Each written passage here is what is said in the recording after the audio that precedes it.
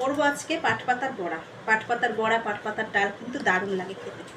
এই যে পাতাগুলোকে ছাড়িয়ে নিচ্ছি, যদিও সব পাতা করবো না, কিছু পাতা রেখে দেবো। এটা কালকে আবার একটু ডাল করবো পাটপাতা দিয়ে। আর পাটপাতা কিন্তু খুব পেটও ঠান্ডা হয়।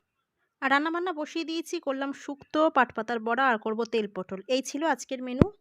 তো ওদিকে রান্নাবান্না সেরে নিয়ে আমার পুজোও হয়ে গেছে, একেবারে রান্না করে নিয়ে না প্রথমে ভাবলাম যে পুজো টুজো করে নিয়ে যাবো, তারপর দেখলাম না, হাজব্যান্ডের খেতে মানে বেরোতে দেরি হয়ে যাবে, লেট হয়ে যাবে, ওই জন্য আগে রান্নাবান্না সব করে নিলাম।